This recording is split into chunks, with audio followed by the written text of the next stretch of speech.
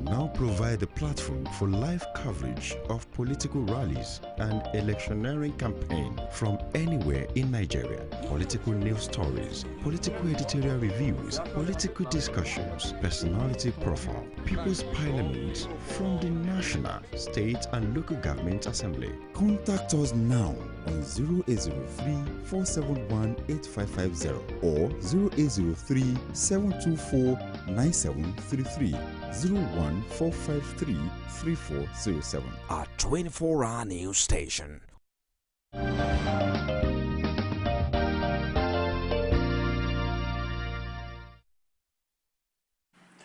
Welcome back. This is going to be the last segment of Core Digest today, where we've been talking about female suicide bombers, a worrying development. And I have here in the studio a human rights activist and also a woman, Joe Odumakin. Thank you for obliging to be here. It's a pleasure. Thanks for the good job you are doing here. Happy to have you here. My pleasure. Now, female suicide bombers. I will ask you a very personal question first. Now, when you heard of the incidences of female suicide bombers, especially young girls and minors getting involved in this, what was your reaction? My immediate reaction was that of grief. It's terribly worrisome. I mean, with this point in time that, I mean, like today is 109 days that Chibok girls have been held hostage. So it's worrisome, it's a very sad moment. We also know that right from April 14, when close to 300 of our girls were taken away, since that time, the terrorists murdered sleep, and no one has really slept. You know, but to your question, historically, in Sweden, in Stockholm, 1976, some robbers went to a bank. They robbed and they took some people as hostage. They held them hostage. So this Stockholm syndrome can be seen as victim emotional bonding. When the victim bonds with the abuser, and then we are all born tabula rasa with our mind as black and slate. So in the process of interacting, in the process of, mixing up, one imbibe certain ideas. And so if one wants to juxtapose that with the Chibok girls, but I'm not saying that the bombers are Chibok girls, but historically, the people that were held hostage in 76 at the bank in Sweden, Stockholm, they then, after the bonding with the abusers, they then came to realize that the abusers have the same characteristics with those who are outside. They see their family members as opposites. The abusers, like we have some of our Chibok girls who have been taken care of, food, water, they bathe. Each time they are being spoken to, they discuss.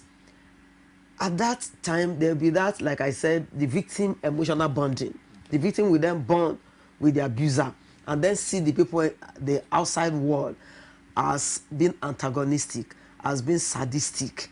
And so their mindset has now been changed. It's been reprogrammed in such a way that the state will now be seen as an enemy.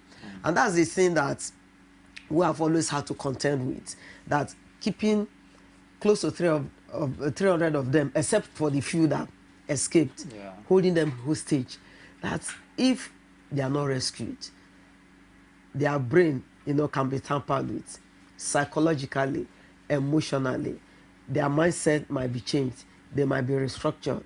And if such a thing happens, and those girls are taken out bit by bit, they can be used. So, but as we speak, it's a very sad and very painful thing that one will ever hate to think about. And that is why we must do all that we can in ensuring that the girls, spending one day in the den of terrorists is like spending 1,000 years. So we have to do all that we can, being there morning, afternoon, evening, with some beasts walking on 2 legs. And those people that will have to give them food to eat, will have to take care of them. Maybe they will have to sleep where mosquitoes are every day. They are the ones they see every day. They are the ones they interact with. They are the ones who might want to let them think that the state is doing them a lot of disservice, and then trying to taunt them that you people have been here for more than 109 days or up to 109 days. What has the state done? At that point in time, some of the girls might start thinking and their mindset might start changing. So as at the time you start seeing that tendency of female suicide bombers, one becomes much more apprehensive, and one wishes that the long night that one will wake up one day to that glorious dawn in seeing a girls rescued. Now, the ease of indoctrination has always been a contentious issue where people have said it might not be that easy to get these girls indoctrinated. But like you're explaining now, it seems like a mechanism that is achievable within a very short time. Not really within a very short time. Indoctrination is a laborious task, and it takes that snail pace. It's a gradual thing. But come to think of it, having to stay 109 days, the same spots, you listen to the same place. We're all living witness to what we saw one morning when more than 90% of the girls, I mean, from what we read in the papers, were said to be Christian, and they were chanting, they were reciting, they were accurate, and we were listening to them. And that was like few weeks that they were taking. Then, not talk about 109 days now that they've been taking. So it's not very easy as we think, but each minute, each second, also having to think that those who have held them hostage are the ones that they have the power to take their lives. So they are going to painstakingly go through the process and then learn a lot of things. Our own worry really is, and what should be our battle cry is that, honestly, as much as possible, in as much as we do not want to either jeopardize their lives, because we've seen rescue operations, how it happens. If it's not carefully, if it's not carefully done, something might happen.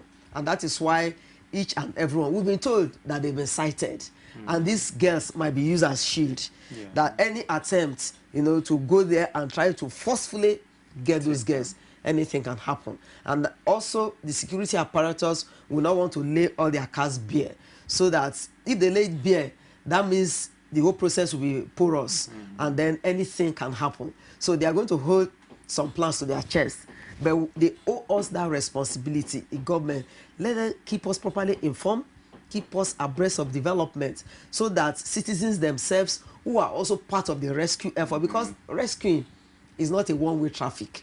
It's not like a 100 meters race. It's a thing that it's not possible for anyone to clap with one hand. It has to be done with the two hands. So it's a collective effort. Okay, now quickly before we round up because of our time. Okay. Now, I'm grateful you're a woman here and I'm looking at the girl child. Now, people have been saying it's easy to get men and boys and the youths who are meant to be suicide bombers, but not easily a lady to get to kill herself. Now, why or how do you think these people have succeeded in convincing young girls and even minors to be part of this act? Like we have always said, that women remain the lubricant for the survival of any entity. And women are also great life wire for any country, to develop. So they also have the Midas touch. They have that milk of kindness. And when you see women, put them in the position of a family, you see the way they nurture these young ones. So to think of it that women, young girls will not be suicide bombers. No wonder one of the guys that went into that mission had to disguise, and that man, he dressed like a woman. So really, I think that indoctrination has really done us a lot of disservice. But there comes a time in the life of any nation where all of us must rise up in unison to say enough is enough. We must do all we can within our power, within the ambits of the law, in ensuring that the girl child is properly protected. They are so vulnerable. We need to protect them. We need to guide them jealously, and we have to say not again in our lifetime. Should we see young girls, should we see women, even that part of the country where people are literally begged to go to school. Some young girls have gone to school and they'll be held hostage. It must be the collective responsibility of all of us. Wherever we are, whoever we see, we must ensure that we make it as that responsibility. Young girls are being taken today. If you look the other way, and we say it's not our business, it might be our sister, it might be our daughter. So it's a collective responsibility. Let's guide, let's protect these young ones. And to the terrorists, let me just tell them, let them realize that if not through a woman, they can never come to this world. Let them know that even in war times, they have to protect women. Let them protect these people. And as much as possible, injustice to one is injustice to all. Justice, fairness, and equity must reign at all times. And we want to tell them that 109 days after, they must please free our girls. All right. Okay, Dumakin, in one sentence, we're rounding up now. What will be your message to the government with regards to these girls? What does it tell for the security situation of the country, getting young girls involved in suicide bombing? Well, the thing government should realize is that it's enshrined in our constitution. Government must protect lives and property, not even to talk about the vulnerable. So government must do all it can in order to painstakingly provide security. We are saddened when we lose any of our soldiers. They have the same blood. We have the same blood that flows in our veins. Government must provide adequate security. They must fund them very well, provide enough welfare, and also provide us with adequate information. And more importantly, government must do all it can by having and gathering that political will in order to fight terror. All right. Thank you very much, Dumakin, for being here. We appreciate your presence. Pleasure. For lack of time, we'll be able to have further discussions on this. Hope you oblige us the opportunity when next we call. Yes, and we're proud of Core TV. Thanks for the good job. Thank you so much. Yeah. Viewers, it's been Core Digest, and we're rounding up now. We've been talking with Joe Odumakin, human rights spate of female suicide bombers in the country recently and the worrying development that it has caused in the society. Thank you for joining us. We hope you'll be with us tomorrow again for another interesting discussion on Core Digest. I am Martins Dixon. Do enjoy the rest of our programming. You can now watch Core TV News live from anywhere in the world on our website, www.coretvnews.com. Click on Live TV on our website and watch us live. And welcome to Core TV Primetime News. To follow us on Twitter, click on Twitter icon on our website. On Facebook, click on the Facebook and YouTube to see all our previous news production. You can also watch us live on YouTube. Click Core TV, leave a space, then News. Core TV News, a 24-hour news station.